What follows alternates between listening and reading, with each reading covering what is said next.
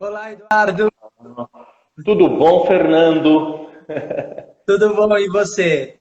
Olha, em primeiro momento, eu quero te agradecer muitíssimo por você ter aceitado participar desse diálogo de um assunto. Eu trabalho com políticas e práticas de inclusão há 26 anos, que eu acho que as pessoas não se deram conta ainda, que é um assunto que precisa ser colocado à mesa, dialogado, discutido e ter visibilidade.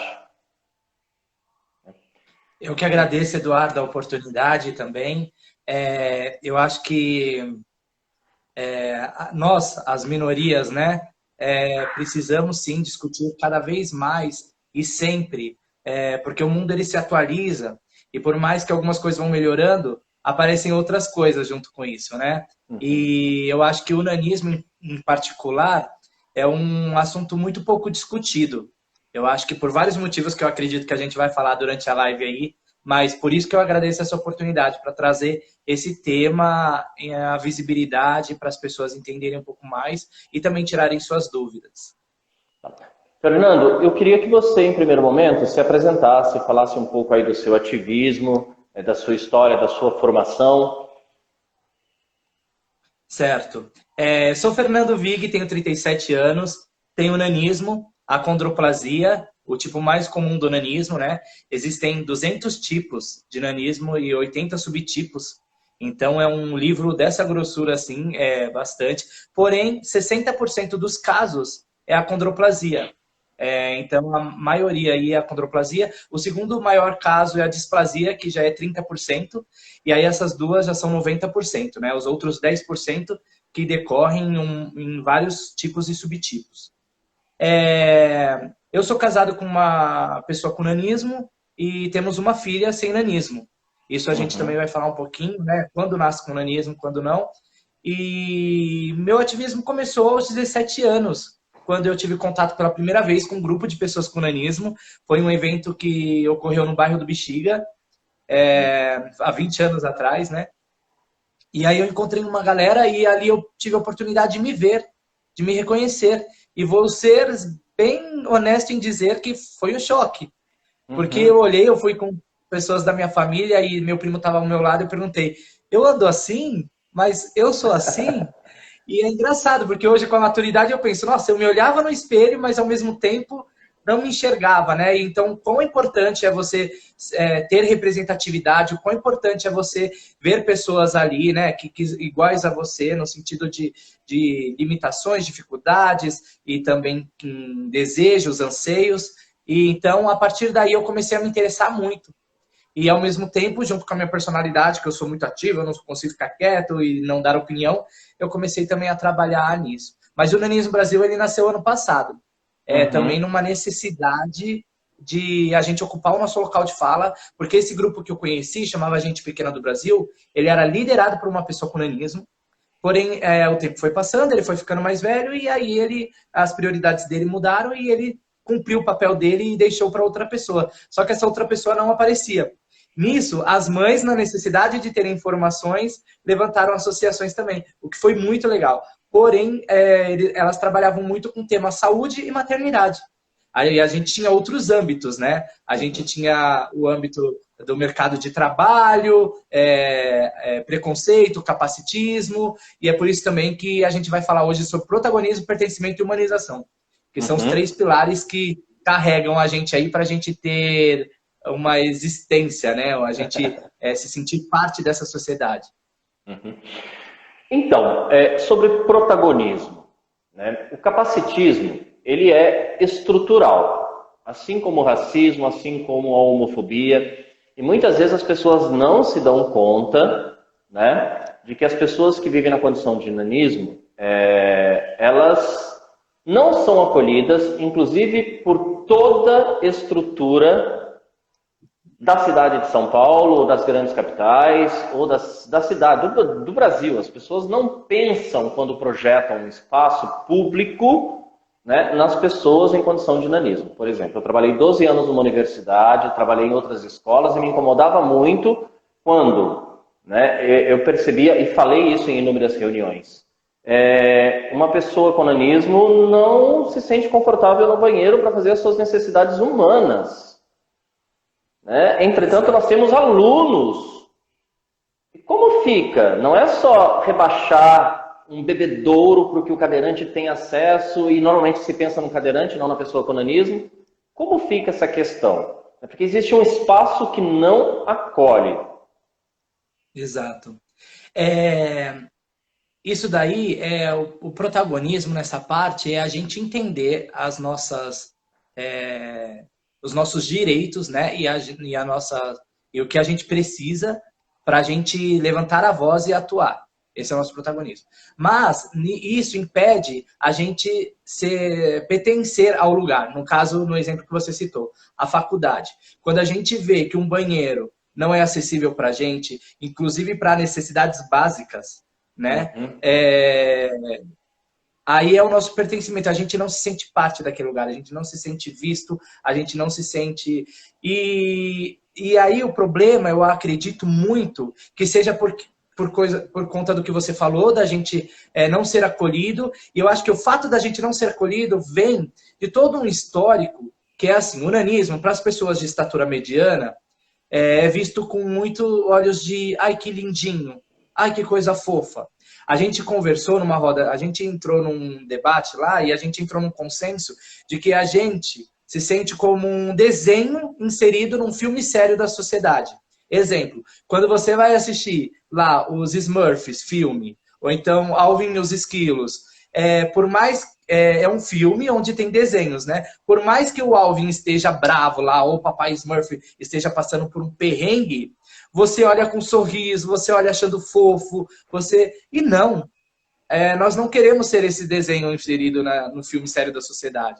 Porque nós somos seres humanos, nós somos pessoas reais, que têm necessidades, que pagam impostos, que têm que trabalhar. Eu tenho uma casa que eu e minha esposa, a gente tem que trabalhar para dar um colégio para minha filha, para suprir com necessidades. E aí a gente, além de ter esse corre que todos têm, a gente ainda deparar com essas dificuldades que a gente vê que são pessoas que não têm o mínimo de empatia, que são órgãos públicos, ou pessoas, empresários, ou arquitetos, ou seja lá o que for, é bem complicado, é bem complicado. E aí eu acho que a gente não é visto por conta disso. E até mesmo entre as pessoas com deficiência, porque eles acham que a gente não tem tantas necessidades quanto eles. Eles não entendem que cada pessoa tem necessidades específicas, né?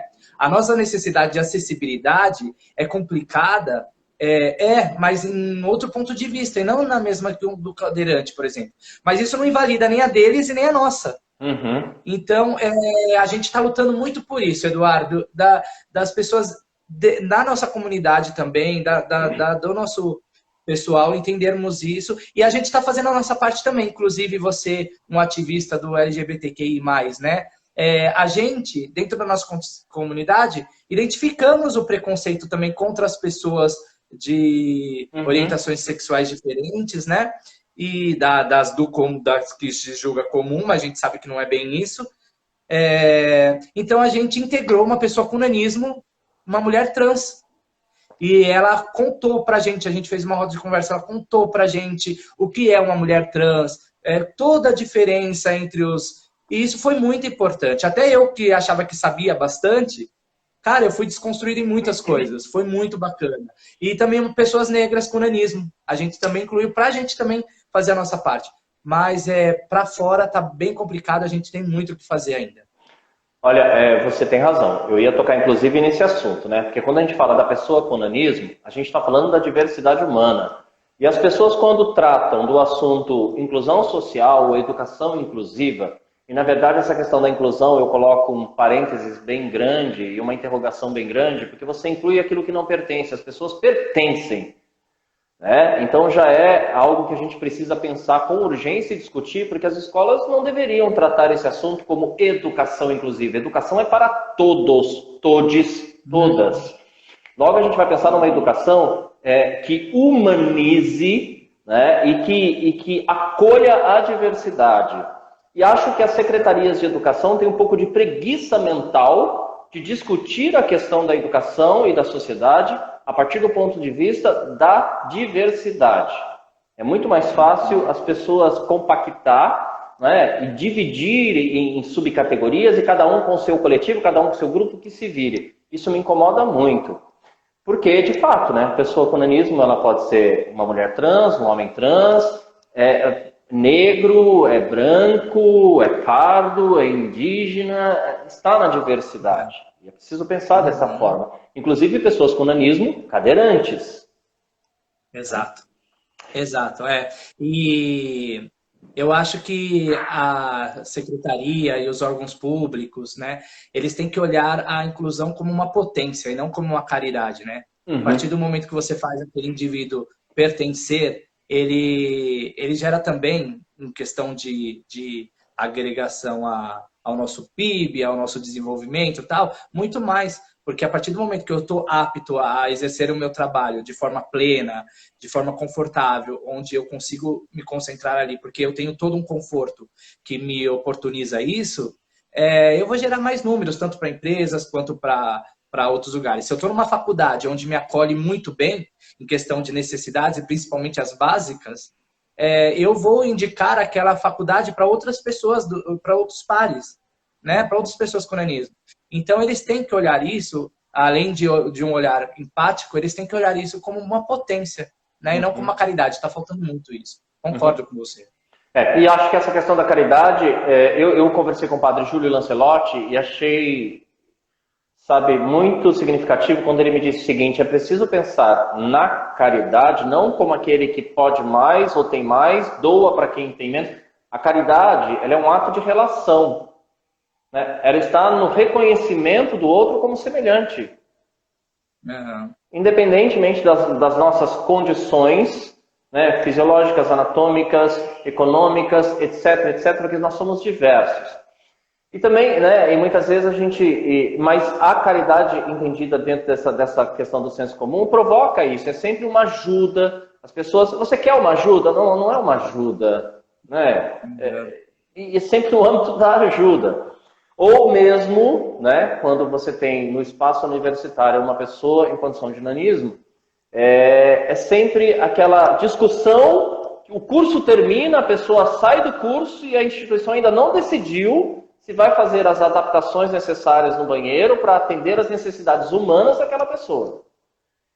E aí a pessoa finaliza o curso, mas ela não está mais aqui. O espaço tem que estar pronto para acolher, e não é acolher, aliás, não é democratizar o oferecimento da vaga e depois pensar na questão. Exato. Tal remediar, né? Eu trabalho hoje numa escola que, a partir do momento que entrei, eles viram ali que existiam várias necessidades e eles quiseram me ouvir, né? Isso é muito legal. O nada sobre nós sem nós, né? É preciso que eles também entrem em contato com a gente e queiram nos ouvir, coloquem-se num lugar de escuta para entender de fato as nossas dores. E a partir desse momento, eles adaptaram adaptaram vários ambientes da escola, e esse ano a gente teve o prazer também, não é uma escola muito grande, né? Esse ano a gente teve o prazer, o ano passado, desculpa, de receber uma pessoa cega, né? Porque já estava adaptado. E nisso, no ano que vem, vai entrar mais, porque ela já espalhou para a comunidade dela que aquela escola é inclusiva. E também crianças com nanismo estão procurando. É muito legal. Isso abre portas. E por quê? Porque antes teve isso que você falou. Primeiro teve a pesquisa e o trabalho, para depois as pessoas virem, não o contrário. Exatamente. Quais são as conquistas já existentes, né, para as pessoas com nanismo? Olha, a maior conquista de todas, eu acredito que é a data 25 de outubro, né, que foi em 2014. Uma galera aí, eu não participei dessa formatação, né, mas muitas pessoas que estão no Nanismo Brasil participaram e outras associações participaram, existentes na época, né, que é a data nacional de luta contra o preconceito às pessoas com nanismo. Por quê? Porque a partir dessa data, que entrou no calendário e tal, as empresas começaram a olhar mais, né? a gente começou a ser discutido, principalmente em outubro. O nanismo se torna um assunto muito discutido nas universidades, nas empresas, com a secretaria. O que a gente tem que mudar aí é que não seja só discutido em outubro, mas que as ações, os planos de ações sejam executados, né?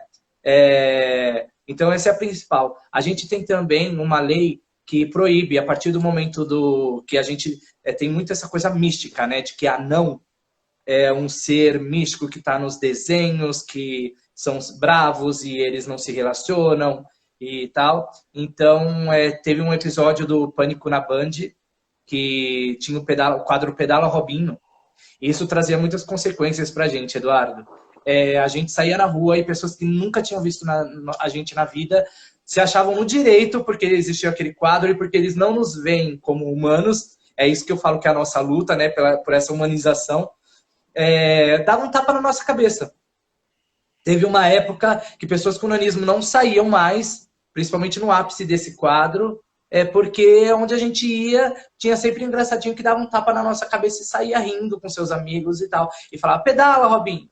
Então, quando a gente conseguiu entrar com a ação para proibir esse quadro saiu, foi muito importante. E a partir de então, é muito mais difícil você encontrar quadros em programa de TV satirizando, né, pessoas com nanismo, humilhando e ajudando nessa caricatura, nesse ser caricato. Não trava a língua isso aí. Eu também tentei falar e não consegui. Mas essas conquistas foram bacanas. E também a questão da gente ter sido incluído. A gente entrou um pouquinho depois dentro do grupo de pessoas com deficiências, né? Eles não entendiam que... A gente não se sentia incluído nem por um lado nem para o outro. Quando a gente ia na sociedade, eles têm limitações. E quando a gente ia para o grupo de pessoas com deficiência, eles só são pequenos. Mas não, nós não somos pequenos. Isso a gente discutiu e entendemos. Nós entramos somos pessoas com deficiência ou não? O que é pessoa com deficiência? Deficiência é a mesma coisa de ineficiência? Qual que é a diferença? Então, eficiência não é um antônimo de deficiência. Então, tá tudo bem, porque deficiência é uma perda de algum senso, tato, olfato e tal, ou então uma limitação de coordenação motora e tal. Então, somos pessoas com deficiência, ponto. A partir daí, veio essa necessidade, porque nós não somos só menores. O meu membro superior e o meu membro inferior são mais curtos. Então, eu preciso de adaptação em carros, automóveis, para alcançar lugares, não é só uma escada, às vezes tem toda uma coisa de aproximação também. Por exemplo, uma pia para cadeirante. Cadeirante é da mesma altura que eu, porque ele fica sentado e eu de pé fico da mesma altura que você sentado numa cadeira padrão.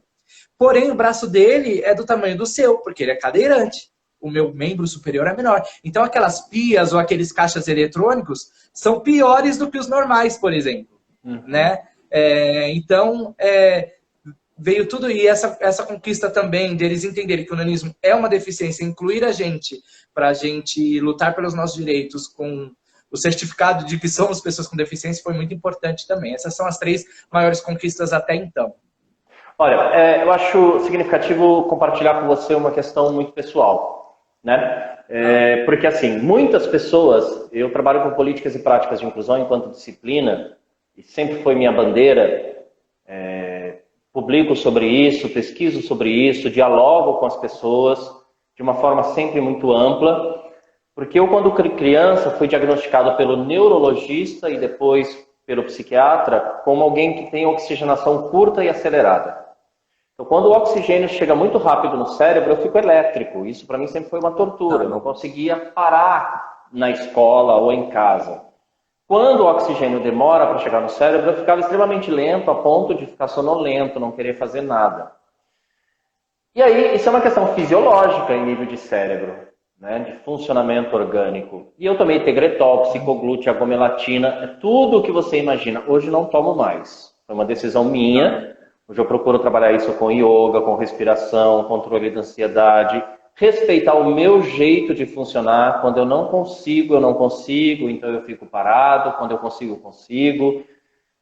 Então foi muito difícil também eu me entender, né, o modo como eu funcionava. Entretanto, dentro dessa classificação de pessoas com deficiência, aparentemente eu não tenho, porque é uma coisa que está lá dentro de mim. E eu fui reprovado 5 anos na escola.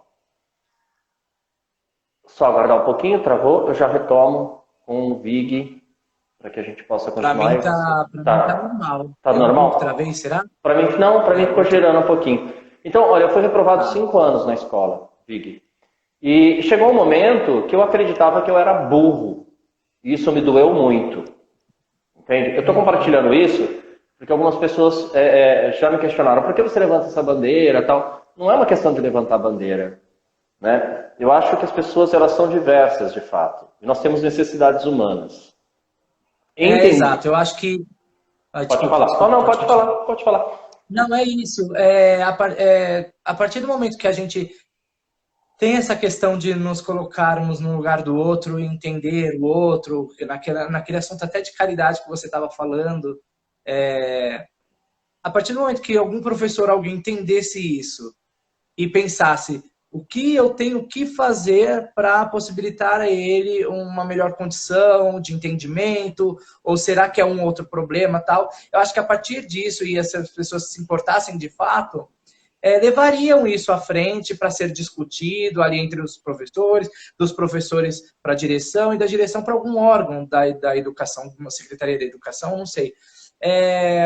Eu acho que quando isso mudar, muita coisa melhora. Por exemplo, você perdeu anos da escola, tudo bem que eu acredito que muito disso ajudou a formar quem você é Sim. hoje, esse ser que luta e que entende que outras pessoas não têm que passar pelo que você passou, né? Mas se outras pessoas não têm que passar pelo que você passou, então que a partir de agora, das pessoas que estão ouvindo a gente, que vão ouvir a gente depois no IGTV, entendam isso. Você pode fazer essa diferença já no seu vínculo social. Poxa, se meu primo, se meu sobrinho, você está tendo dificuldade na escola, está tendo dificuldade no trabalho, mas por quê? Sua perna adormece porque fica estendida há muito tempo, porque não tem um apoio de pé? Meu, vamos lutar, vamos ver o que tem que ser feito. Porque você tem que alcançar seus objetivos, seus sonhos. E o caminho que tem que ser feito para isso, vamos fazer. Então, é bem complicado isso. E eu acho que a informação, ela ajuda muito nisso. Né? A gente trazer informações e as pessoas replicarem essas informações. Quando você posta no seu Instagram alguma informação que a pessoa se sentiu, poxa, eu não sabia, vou passar para outras pessoas que também com certeza não sabem. Já ajuda muito, porque as pessoas guardam aquilo e vão trabalhando isso no seu dia a dia. E aí, se todo mundo fizesse um pouquinho, pelo menos, né? Fora aquelas pessoas que têm a obrigação de fazer, já ajudaria muito, muito. Autoestima. Uma criança com nanismo, que vai a uma escola e essa escola não a representa. Que sai com seus pais na rua, se eles não viverem na condição de nanismo, então ela não tem como referência esse convívio, não sei se seria o termo mais correto, com uma comunidade ou grupos ou coletivos, né?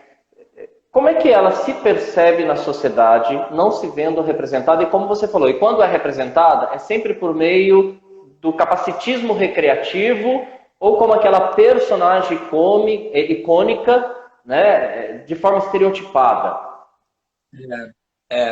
É complicado. O nosso grupo, o Nanismo Brasil, a gente já tem o consenso, né, já tem fechado de que o principal lugar para a gente divulgar o nanismo, para as pessoas serem desconstruídos e não serem capacitistas, né, ou serem o mínimo possível capacitistas, é nas escolas. Porque é onde a gente mais sofre na nossa adolescência. Isso é comum. É um senso comum. Assim. A gente sabe que a nossa época mais difícil é na adolescência e no começo da juventude. Porque é quando você começa a entender que você tem nanismo e por você não ter a informação já na escola, ou até mesmo seus pais não terem muita informação sobre como falar disso, porque não encontra, porque a gente é pouco estudado também, a gente acaba descobrindo pelos outros. E de uma forma muito cruel, né? Então, as pessoas viram, eu lembro que me falavam assim, nossa, você é cabeçudo. Nessa época, eu ainda não tinha uma diferença de tamanho muito... A diferença de tamanho não era muito grande, né? Então, mas a minha cabeça já era de um tamanho diferente da cabeça das pessoas da minha estatura. Falo, nossa, sua cabeça é muito grande. E aí eu fui olhar no espelho, nossa, minha cabeça é muito grande. Eu fui olhar em fotos e realmente era maior e tal. Aí depois, nossa, mas você tem um braço curto, você tem uma mão curta, e várias outras coisas. E depois começam os sarros, né? É nessa... Então, é muito cruel. Eu acho que a informação tem que começar por aí. A gente tem alguns livros já que falam, né? A cartilha do nanismo é um deles, para as crianças, mesmo para os professores levarem às escolas, para falar sobre o que é o nanismo para as crianças. E as crianças têm um poder de absorção muito grande, e elas, como são livres ainda de preconceito, porque tudo isso é espontâneo que elas falam, né? Como elas estão estranhando, elas comentam, elas não têm um filtro ainda, e que bom que não tem, porque aí a gente vê que ali é o momento certo para aquele futuro empresário, para aquele futuro político, para aquele futuro... Eles vão lembrar, olha, eu tive um amigo, eu sei quais são as dores deles, algumas delas pelo menos. Então, eu acho que a escola é um momento muito cruel, então tem que ser muito bem trabalhado, sabe? E a gente, inclusive, faz palestras em escolas que convidam a gente leva a informação, leva fotos, vídeos, e no final a gente faz uma roda de conversa onde eles têm diversas dúvidas, sabe? Inclusive com um preconceito que acontece em casa, intencional ou não, tipo, quando o filho fala, ah, não, aí a mãe fala, ah, não, é um homem bem pequeno. Ou então quando a mãe vira e aponta pro filho, filho, tá vendo aquele menino? Ele não cresceu porque ele não come, viu? Então você tem que comer.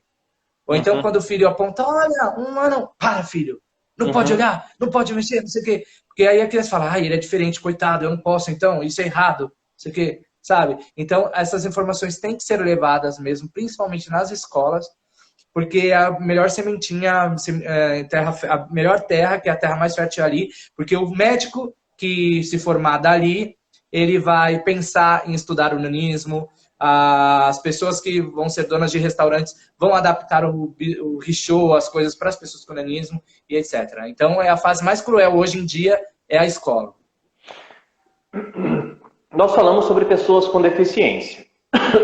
Certo. Esse é um termo que entra socialmente em cena a partir de uma visão clínica, de uma visão médica, e que se propagou aí pelo meio pedagógico, pelas escolas, politicamente. Você acha que isso dá visibilidade política, mas você considera esse o termo mais adequado? Porque eu parto do pressuposto da deficiência bioecológica. A deficiência ela sempre está no ambiente, quando a gente considera a deficiência como déficit. Se o ambiente é projetado para acolher toda a diversidade, então não há uma pessoa em sua condição humana com déficit. Então, se eu penso o espaço para a diversidade, eu começo a pensar no ambiente e não na pessoa. A partir do momento que eu possibilito acessibilidade, mobilidade, desenvolvimento das habilidades, isso se desconstrói a partir da pessoa, né? Você acha que esse termo convém ainda, ou é preciso uma discussão social para que as pessoas entendam que os déficits estão nos ambientes? Olha, eu vou te falar que essa fala que você trouxe é nova para mim, mas ela tem todo um sentido e eu vou trabalhar ela melhor, mas eu gostei muito de te ouvir agora. Eu acho que você tem razão. Eu acho que no cenário que a gente tem hoje, a gente está muito longe disso, mas eu acho que aí a gente, entendendo isso que você falou, a gente entende melhor, porque foi aí que eu estou aprendendo agora, então, que aí o meu entendimento ficou mais claro, que aí, sim, o que vem a destaque é a diversidade. E na diversidade todos estão incluídos, né? Porque todos somos diferentes e todos têm suas necessidades. Tá, vou dizer que a priori eu concordo muito, muito. É verdade, a partir do momento que eu tenho um lugar adaptado, pensando a partir da minha casa aqui, que tem alguns lugares que são adaptados, a minha cozinha, por exemplo, eu trabalho normalmente, então acaba que a minha deficiência perde sentido, né? Tô pensando alto agora com você, tá, Eduardo? Então acaba que minha deficiência perde sentido. Então, sim, o déficit tá nos lugares, sim. Hoje eu ainda acho que a gente precisa desse conceito, né? Pessoas com deficiência. Mas a partir de agora, eu vou trabalhar isso melhor, mas a partir de agora eu entendo que isso é médio ou longo prazo para ser resolvido isso? Tem que ser a curto, mas a gente sabe que não vai conseguir. A mesma coisa com as cotas. As cotas são necessárias hoje. Por quê? Porque as pessoas não oportunizam para a gente vagas. E se não fossem as cotas, ainda muitas pessoas com deficiência, a maioria esmagadora estaria desempregada, porque o capacitismo é muito forte. Mas a intenção é que um dia não haja mais cotas. Porque o déficit não está nas pessoas, porque ele está nas empresas, nos empresários. Ao invés de olhar a gente como um talento, acabam analisando a gente pela nossa condição física, mental, ou seja o que for. E a partir do momento que eles olham a gente pelo talento, eles vão olhar até mesmo, por exemplo, foi feita uma pesquisa que as pessoas com síndrome de Down são ótimas em comunicação, porque descobriu a partir do momento que só davam vaga de mensageiro para eles, né? Mas depois viram pessoas que foram se destacando e pessoas que oportunizaram isso, né? Abriram os olhos para isso, prestaram atenção nisso. E então acaba que um dia a cota, eu acredito, a gente luta para que não precise, mas quando precisa, tem que existir. Então, eu acho que isso entra no meio. Muito obrigado por isso. Eu concordo sim. Pensando alto, o déficit está nos lugares, né? A deficiência em si está nos lugares. E a partir do momento que esses lugares têm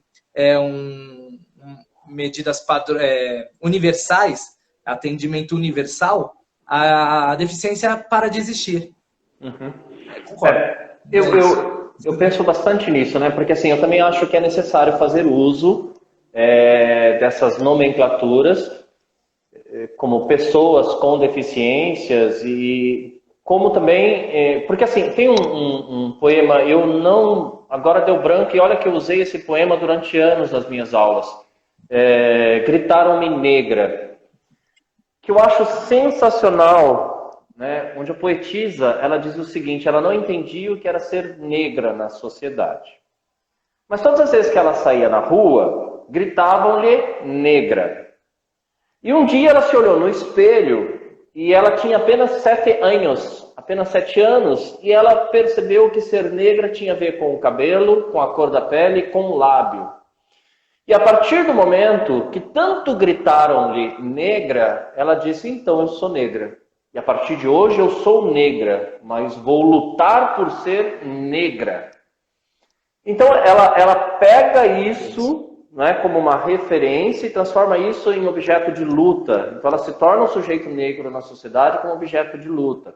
E eu penso que essa questão das pessoas com deficiências, elas também devem, né, provocar esse manifesto de luta, né, e provocar visibilidade. Nós existimos, mas a partir da nossa condição humana, né, mas a necessidade dessa consciência, né? Nós existimos a partir do seu olhar, estamos fazendo uso dessa nomenclatura a partir do seu olhar, mas vamos lutar por isso. Agora é preciso reorganizar os espaços para que eu seja visto na minha condição como humano, né? Porque, olha, Vig, uma das coisas que mais me chocaram, né, e aí como homossexual, descobri o quanto a partir do século XIX as diferenças corporais foram patologizadas.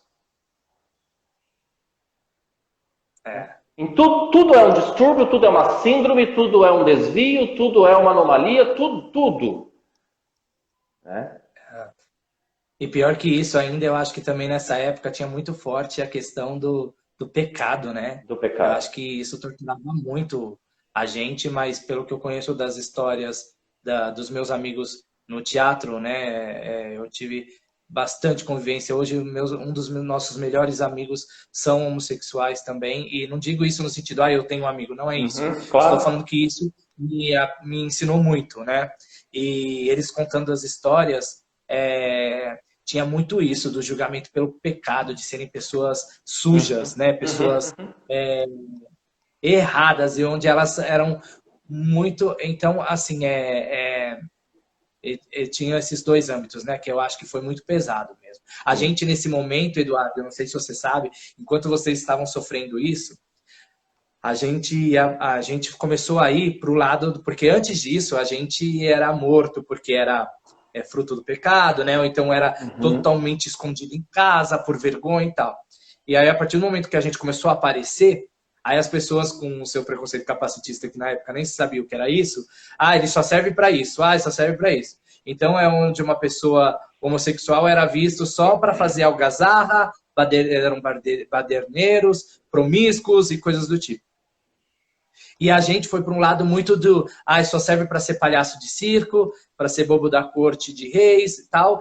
E eu tenho uma notícia péssima agora para falar para vocês, eu não sei se vocês já perceberam, mas isso está voltando para o nosso meio nanismo. Se você for olhar artistas, principalmente do meio sertanejo, né?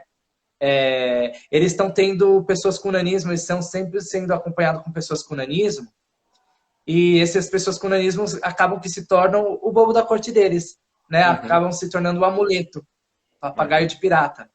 E quando a gente levanta essa questão, algumas pessoas falam, mas vocês estão sendo cruéis, porque graças ao artista tal, isso está bem comum. De verdade, a gente sabe de 6 artistas que adotaram uma pessoa com nanismo, com a desculpa de que estão dando uma melhor qualidade de vida para eles, e estão mesmo, um está financiando faculdade, o outro chamou para morar na casa dele, porém nos stories desse artista, ou quando posta foto no feed desse artista, é sempre tirando sarro, né? Então tá voltando isso.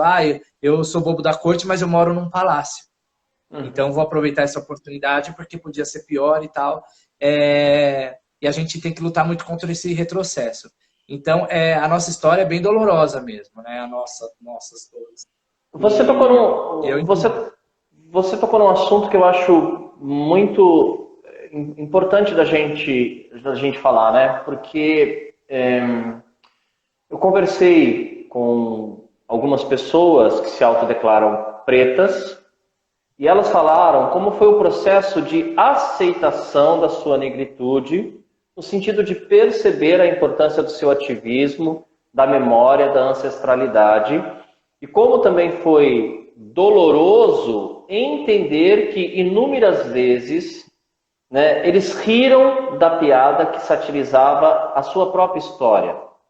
E quando eles tiveram esse despertar por todo esse racismo recreativo, racismo religioso, esse racismo que muitas vezes não parece um racismo, mas a gente tem que pensar que as pessoas com nanismo também, muitas vezes não se dão conta de que elas estão sendo vitimadas desse processo, né, de um capacitismo recreativo, né? E assim como muitos homossexuais, transexuais não se dão conta que eles são vítimas de uma homofobia internalizada dentro da própria família. Mas minha mãe, meu pai não são preconceituosos, eles só não queriam um gay que se vestisse de mulher. Mas isso é direito à personalidade, isso não muda a minha dignidade. Se eu sou gay e quero performar como drag queen ou não, se eu me descubro transexual, isso não muda a minha dignidade humana. E as pessoas são vitimadas e não se dão conta, né? Eu já ouvi falar assim, né, com amigos meus contando, que eles falaram, pai, eu sou gay e tal, e aí falaram, tudo bem, filho, eu te aceito, mas por favor, só não fale igual menina. Né? Esse preconceito velado, né? Olha, eu te aceito, não tem problema nenhum, mas só não. E com a gente também, olha, você tem nanismo e tal, só que não precisa andar em bando. Olha, não precisa lutar e militar que vocês precisam disso, porque vocês não são coitados e tal, sem entender de fato o que é que a gente precisa, né? Qual que a necessidade dessa libertação nossa, né? Que com esse preconceito velado eu acho que isso acaba piorando. No nanismo tem muito assim também. A gente entende que a nossa função é plantar a sementinha ali. Por mais que não produza ali na hora, uma hora a gente acredita que vai nascer.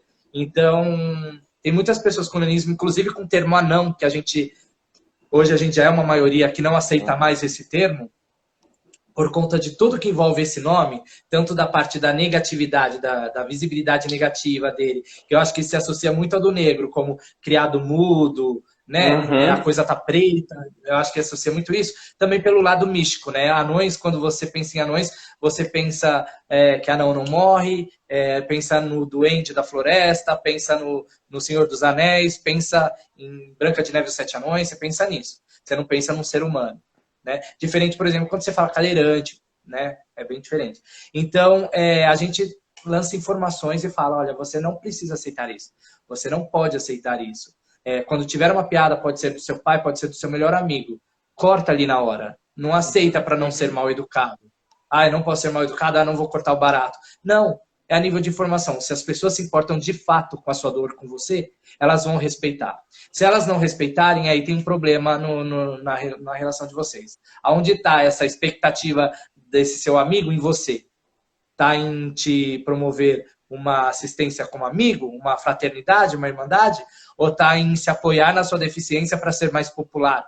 Ou para tirar barato, ou para satisfazer a própria carência dele e a rejeição dele?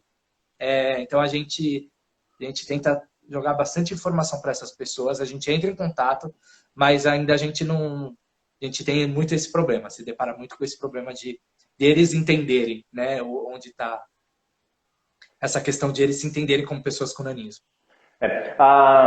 Você fez um comentário logo no início. Eu sou casada com uma mulher com nanismo e tenho uma filha que não nasceu com nanismo, né? Isso. Eu acho que isso, me corrija se estiver certo, se eu estiver errado, por favor. Eu acho essa declaração sua muito também valiosa por 2 motivos.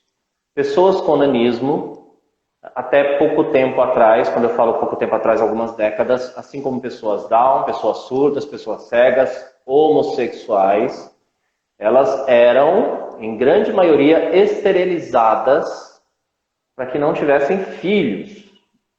E criou-se todo o mito da genética, da anomalia, do comportamento ou da estética corporal, né? E se tivesse uma filha com nanismo, também tudo bem.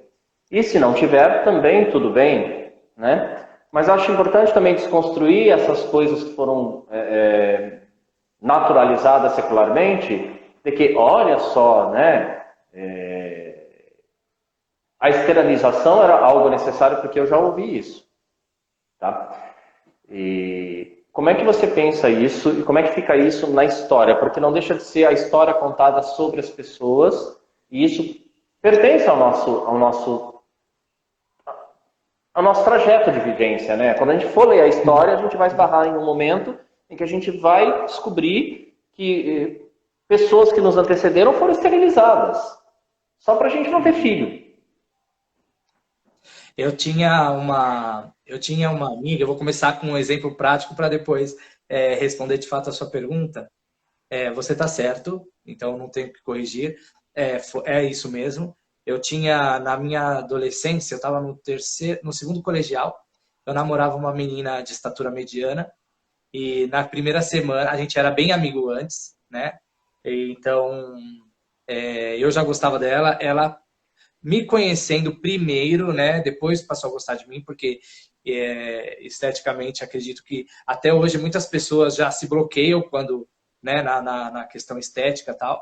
E aí ela me conhecendo, ela se apaixonou e aí nisso eu investi e a gente começou a ficar juntos e foi uma semana muito legal. E aí na outra semana ela voltou muito diferente. Muito diferente. Quando a gente foi conversar, ela terminou o relacionamento e disse que tinha que focar mais nos estudos e tal. Aí passou-se anos, eu me formei, ela se formou e a gente não tinha mais contato. Há uns anos atrás, acho que uns 5, 6 anos atrás, a gente voltou ao contato por causa do Facebook, a turma da sala, fez um grupo e tal. E aí nisso ela virou e falou, cara, hoje eu aprendi tanto, que a gente estava falando sobre isso, né? Ela viu do ativismo e falou que ela também é ativista, mas para a parte mais ambiental, né? De ecossistema e tal. E a gente falando disso, como a gente cresceu, evoluiu, né? De como a gente era antes, e isso é natural. E aí ela falou, você sabe, eu vou te contar hoje, já que você já está nisso e tal. Sabe por que eu terminei com você naquela época?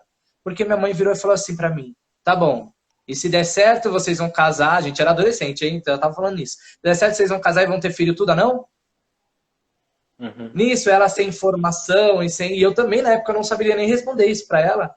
Aí ela virou e falou, não é isso que eu quero, então não vou dar expectativas pra ele, não vou não sei o quê, melhor terminar. Porque eu não vou gerar filho, eu quero ter filhos, eu não... E aí, agora respondendo a sua pergunta, o nanismo, ele é gerado, não é genético, é uma mutação genética, né? Uhum. Qualquer casal pode ter filhos com nanismo. E isso não quer dizer, por exemplo, minha filha não tem nanismo. A probabilidade dela ter filho com nanismo ou sem nanismo é a mesma probabilidade de uma pessoa sem nanismo que não tem no seu histórico, na sua ancestralidade, alguém com nanismo. Então a gente tem que tirar muito esse mito. E também, em cima disso, construir que se a gente tiver um filho com nanismo, se vocês tiverem um filho com nanismo, se alguém tiver um filho com nanismo, tudo bem. Vamos então, desde já, é isso que a gente fala para as pessoas que a gente conversa. Vocês podem ter um filho com nanismo, isso não é uma ameaça.